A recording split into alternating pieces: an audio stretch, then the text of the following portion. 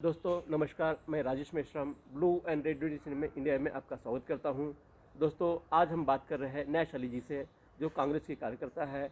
और आज हम लोग इतने उत्साह के साथ में बात करने आए हैं, जैसे हमें पता चला, टीवी में सुने हैं कि मोदी जी ने 3 किसान कानून वापस लेने का फैसला किया है।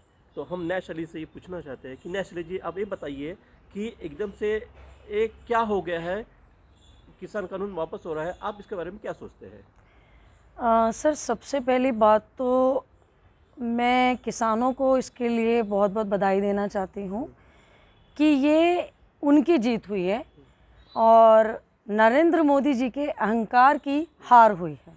पूरी भाजपा सरकार के अहंकार में जो चल रहे थे, आज किसानों ने और देश के श्रमिक ने ये दिखा दिया है कि एक इंसान कितना भी अपना तानाशाही करे, लेकिन जब देश का किसान, देश का अन्नदाता अगर एकजुट हो करके अपना एक लक्ष्य बना ले कि नहीं, मैं इस पर अटल रहूँगा, तो दुनिया की कोई भी चीज़ उसको हिला नहीं सकती। इसीलिए आज मुझे लगता है पूरी भाजपा सरकार का अहंकार चूर चूर हो गया है। एकाएक टीवी पे आना और एक साल से एक शब्द भी नहीं बोलना आंदोलन के बारे में, और अब ये नहीं लगता है कि कुछ तो क्या हुआ होगा? ऐसा आपको क्या लगता है कि क्या हुआ होगा कि एकदम से ऐसा निर्णय लिया जा रहा है? देखिए, सबसे पहली बात तो सर, मैं आपके चैनल के माध्यम से ये कहना चाहती हूँ देशवासियों को कि 700 से ज़्यादा किसान मारे गए। हमारे देश के प्रधानमंत्री जी के मुंह से 7 शब्द भी संवेदना के नहीं निकले। बहुत दुख होता है मुझे। देश के अन्नदाता को कभी आतंकवाद से जोड़ा जाता है, कभी खालिस्तान से जोड़ा जाता है, कभी उग्रवादी कहा जाता है, कभी गुंडे कहा जाता है। इतने सारे लोग शहीद हुए हैं। हमारे प्रधानमंत्री जी अचानक से टीवी पर प्रकट हो गए और उन्होंने कहा कि मैं ये 3 कानून वापस लेता हूँ। ठीक है, उन्होंने यही कहा कि मैं 3 कानून वापस लेता हूँ, लेकिन मैं ये कहूँगी कि 3 काले कानून उन्होंने वापस लेने की घोषणा की है। आज वो अचानक से टीवी पर आ गए और उन्होंने ये आज सुबह सुबह घोषणा कर दी। जैसे कि कृषि कानून पे जो बिल बनाया गया था पार्लियामेंट में, उन्होंने कहा है कि जैसे ये भी सत्र चालू होगा तो पार्लियामेंट में सबसे पहले ये बिल वापस लिया जाएगा। सर, मुझे तो ऐसा लग रहा है कि लगभग 1.5 साल से जो ये सिलसिला चल रहा था, तब मोदी जी को क्यों एहसास नहीं हुआ। आज मैं टीवी चैनल पे सुबह देख रही थी, किसी वरिष्ठ पत्रकार भी कह रहे थे कि चलिए देर आए दुरुस्त आए। देर आए दुरुस्त आए, ये मुहावरा बोलना में बहुत अच्छा लगता है, लेकिन जो 750 से ज़्यादा किसान जो मारे गए हैं, क्या वो उनकी जानें वापस हो पाएगी? नहीं हो पाएगी ना। कुछ नहीं है सर, ये सिर्फ यूपी चुनाव, पंजाब चुनाव और अभी जो चुनाव होने वाले हैं, ये उसकी डर का एक आपने ट्रेलर देखा है। मोदी जी जो भी ये कह रहे हैं कि हम कृषि कानून हम वापस लेंगे, तो ये उनको अपनी हार जो दिख रही थी यूपी में, ये उसी के ही वजह से आज ये सुबह सुबह ये डिसीजन आया है। दोस्तों, न्याश अली जी ने एक बहुत अहम बात बोली है कि अब जैसा भी जो चुनाव हुए हैं, बंगाल का भी चुनाव देखे हम लोगों ने, और अभी जो चुनाव यूपी में भी जो चुनाव होने वाले हैं और ये आसपास के जो जगह चुनाव में है, तो उसमें जो करारी हार हुई है, तो शायद न्याश अली जी ने बहुत अच्छी बात हुई, आने वाले चुनाव को मद्देनजर रखते हुए इन्होंने ये लेने का फैसला लिया है। लेकिन न्याश अली जी, आप इसके बारे में और रोशनी डालिए कि जो आंदोलन था बड़ी शांतिपूर्ण तरीके से चला है, इनके पे क्या क्या अत्याचार हुए, आप मुझे बताइए जो आपको याद होता होगा। देखिए सर, सबसे पहले तो एक देश के अन्नदाता का जो अपमान किया गया, उसको आतंकवाद से जोड़ा गया। मोदी जी भी अपने घर में बैठ करके, भले ही 5 स्टार टाइप की सही, लेकिन रोटी तो खाते होंगे। वो कहीं ना कहीं इस देश के किसान ने उगाई थी।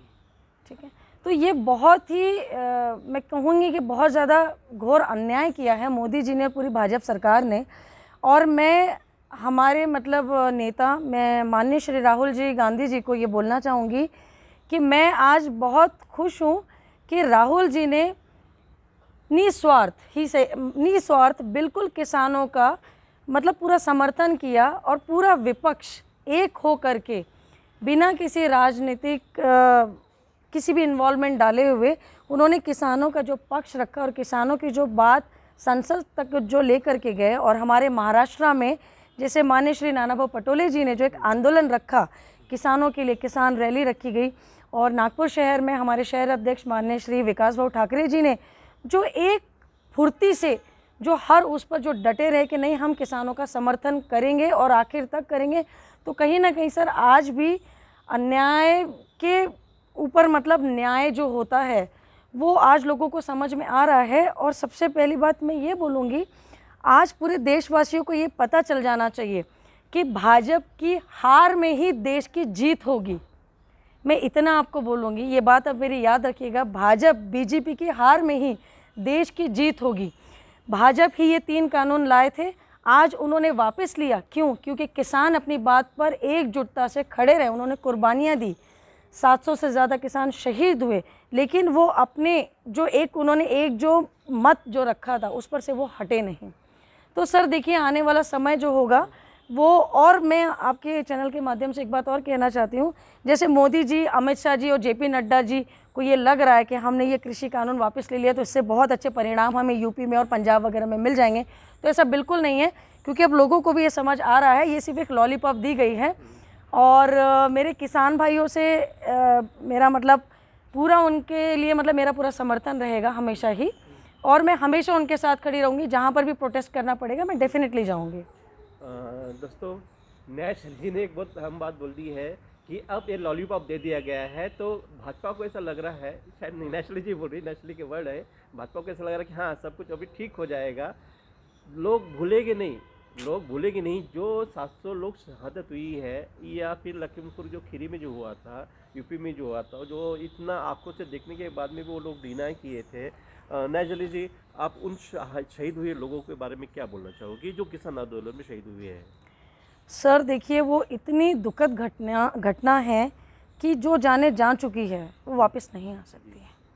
मुझे दुख इस बात का होता है कि बहुत देरी से क्यों नरेंद्र मोदी जी ने आज ये स्टेप उठाया, क्योंकि कहीं ना कहीं यूपी चुनाव बहुत नज़दीक है।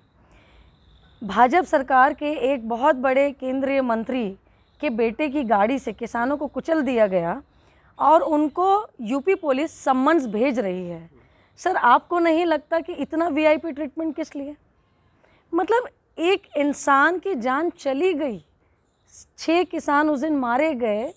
जब मुआवजा देने के लिए अलग अलग राज्य से लोग वहाँ पहुँचे किसानों के पास, उनके परिवारजनक के पास, तो किसान की माँ ने कहा कि हमें पैसे नहीं चाहिए, मेरे बेटे को न्याय दिला दीजिए। आप क्या बोल सकते हैं? अभी मुझे बताइए, अब ये कहते हैं कि पेट्रोल और डीजल के दाम इन्होंने 5 रुपये कम कर दिए। बिल्कुल इन्होंने देश की जनता के लिए कम नहीं किया, इन्होंने डर के वजह से ये कम किया, क्योंकि उनको ये पता है, मैं आपके चैनल के माध्यम से ये भी बता दूँ, जिस दिन ट्रांसपोर्ट वाले अगर हड़ताल कर देंगे, अभी तो केवल किसानों ने मोर्चा खोला है, उस दिन पूरा देश एक ही जगह पे खड़ा हो जाएगा, तब ये क्या करेंगे? मैं भी कुछ और मुद्दे जोड़ना चाहता था, लेकिन हम लोग मुद्दे से भटक जाएंगे, इसलिए मैं नहीं बोल रहा हूँ। आप अंतिम में टिप्पणी बोल दीजिए कि आप किसान आंदोलन के बारे में कांग्रेस कमेटी और आपकी तरफ से क्या बोलना चाहोगी? सर मुझे ऐसा लगता है कि आज जो ये पूरा एकजुट हो करके किसानों ने और किसानों के साथ जो कांग्रेस पार्टी ने जो पूरा सपोर्ट किया है, पूरे राज्य में नहीं पूरे देश भर में किया है, जब तक वो कृषि का 3 काले कानून वापस नहीं लिए जाते हैं तब तक कि ये मोर्चा वहाँ से हटना नहीं चाहिए। मोदी जी ठीक है देश के प्रधानमंत्री हैं, हम उनके पद को हम सम्मान करते हैं, मोदी जी को भी हम सम्मान करते हैं, लेकिन मोदी जी की ज़बान पर मुझे तो भरोसा नहीं है, क्योंकि ना 15 लाख आए ना 2 करोड़ नौकरियां आई। तो मेरा निवेदन है सभी किसान भाइयों से कि जब तक पार्लियामेंट में ये 3 काले कृषि कानून अगर रद्द नहीं हो जाते हैं, वापस नहीं लिए जाते हैं, तब तक ये मोर्चे से हम लोग हटेंगे नहीं और इसी तरीके से खड़े रहेंगे। तो दोस्तों एक बहुत अहम बात है, न्याज जी ने कहा है कि जो बोलते हैं वैसा करते नहीं है। इसको जिसने न्याज जी ने कहा है कि आंदोलनकर्ता किसान आंदोलन जो है वो जब तक इनको एक महीने के अंत में जो लाने वाला है, अधिवेशन होने वाला है, अधिवेशन में जब ये पूरा फाइनलाइज नहीं होता तब तक जाना नहीं चाहिए। और वैसे भी कांग्रेस पार्टी किसान आंदोलन बहुत सक्रिय रही है, राहुल गांधी जी हो, प्रियंका गांधी जी हो, उन्होंने यूपी में जा के हर जगह जाके, और नागपुर में भी नेशनली से कि हम लोगों ने ट्रैक्टर मार्च निकला था, बहुत बार हम लोगों ने कवर किए, और हर बार डैशिंग तरीके से आगे रहती है, एक स्पोर्ट्स पर्सन भी है, और उसी तरीके से अपने पूरे ग्रुप के साथ में पूरे फील्ड में डटे रहती है। वो ये नहीं देखती है कि आगे कौन खड़ा है, जहाँ पर दम लगा के जोश हमको कब डर लग जाता है आगे कैसे जाएगा, लेकिन ऊपर जोश के साथ जाती है। मैं नाज़रीन का शुक्रिया अदा करता हूँ, उन्होंने बहुत अपना कीमती समय हमें दिया है, इसलिए धन्यवाद। ब्लू रेड न्यूज़ में हम नाज़रीन Thank you, का sir. और Thank स्वागत you. करते हैं। धन्यवाद। Thank you.